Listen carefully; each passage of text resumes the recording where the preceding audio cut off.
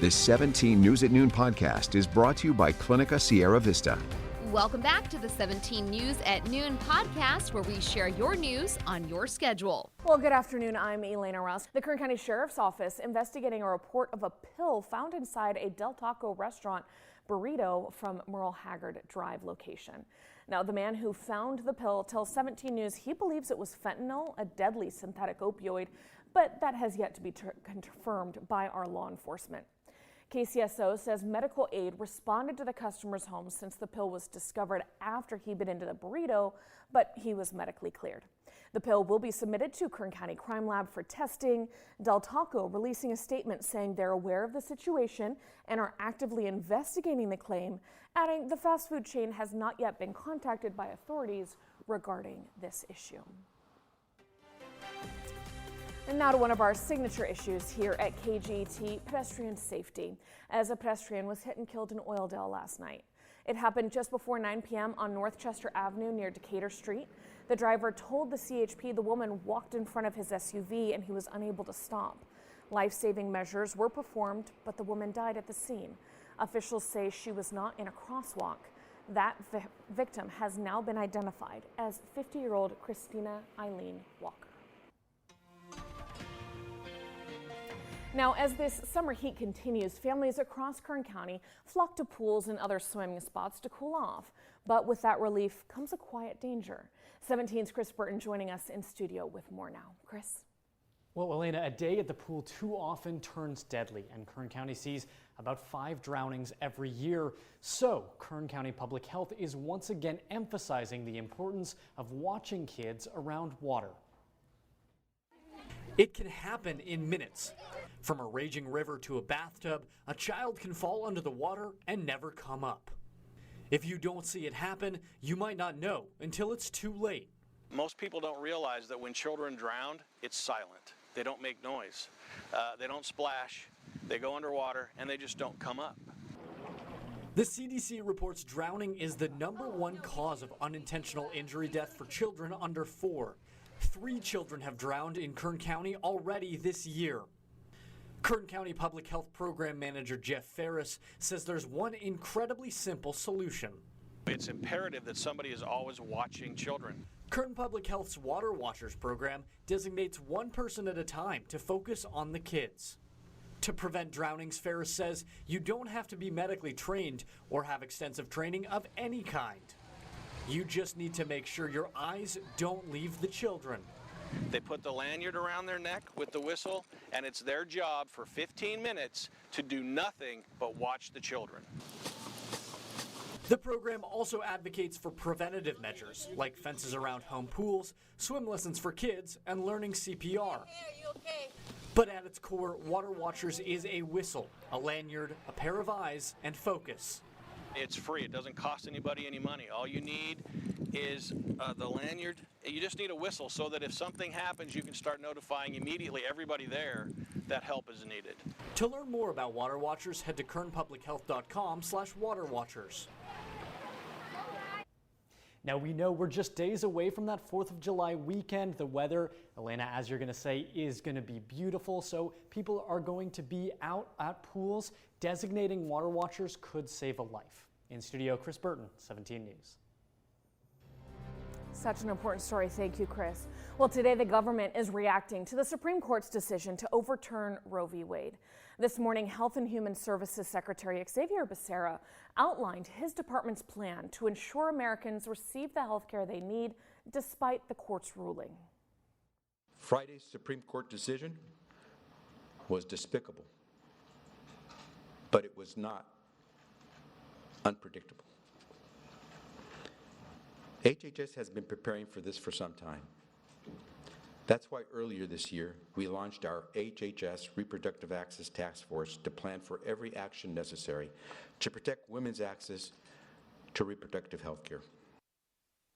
Now, he says HHS will first take steps to increase access to medication abortions. Second, they are ensuring patient privacy and non-discrimination for patients seeking reproductive health care, as well as for providers who offer reproductive health care. Third, they are protecting the clinical judgment of doctors and hospitals who are treating pregnant patients, including those experiencing pregnancy loss or complications, and reaffirming that abortion care can be appropriate to stabilize pregnant patients.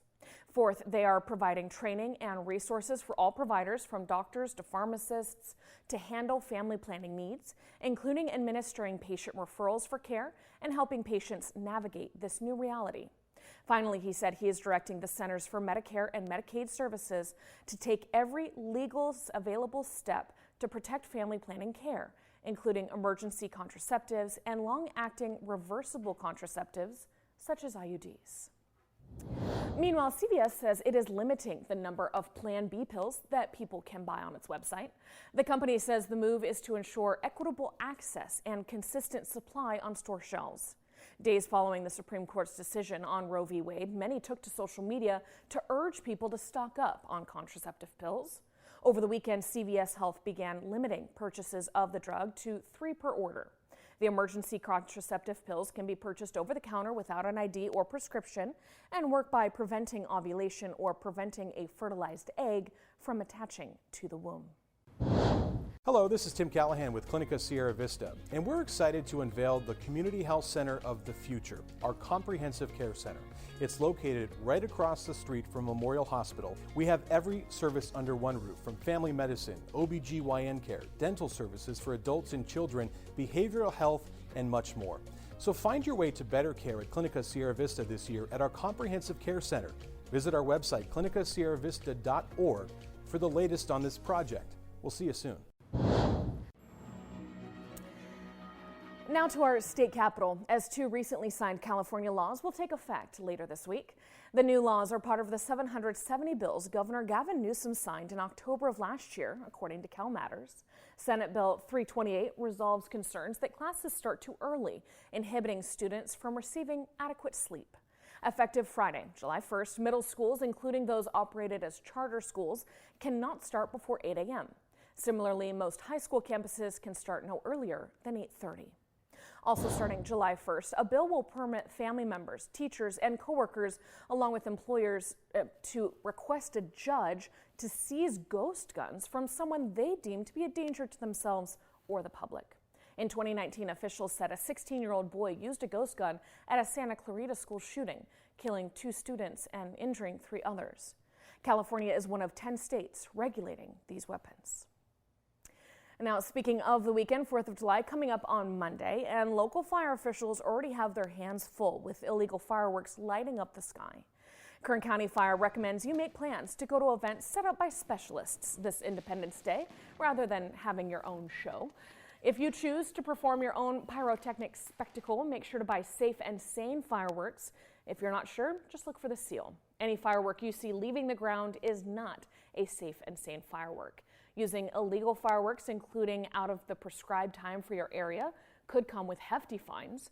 Kern County Fire also using drones to help them catch those using illegal fireworks. Most of this is for the safety of you and your family, but also with our fire dangers in the state's drought.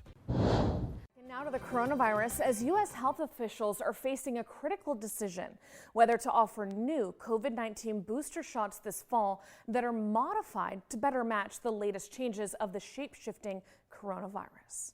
Moderna and Pfizer say their candidates targeting the super contagious Omicron variant will be an improvement, but the original Omicron already has been replaced by its even more contagious relatives, with no way to know what version will be spreading this fall and into the winter months. Advisors to the FDA are debating a recipe change today, and regulators promise a quick final decision. So let's take a look at the latest COVID-19 case numbers here locally, as Kern County Public Health updated their dashboard today to reflect 1,461 new positive cases, but no new deaths. State data shows we have 60 patients now hospitalized in Kern County with the virus and 8 listed in intensive care units. Now to other health headlines. Millennials are working to destigmatize talking about mental health issues, but it turns out they're having a hard time finding someone to talk about their mental health. For many people reeling from the struggles that came with the pandemic, the biggest blocker to getting professional therapy is now the cost. Many millennials are reporting they can't find therapists in their area who take their insurance, And even if they do, most professionals aren't accepting new patients.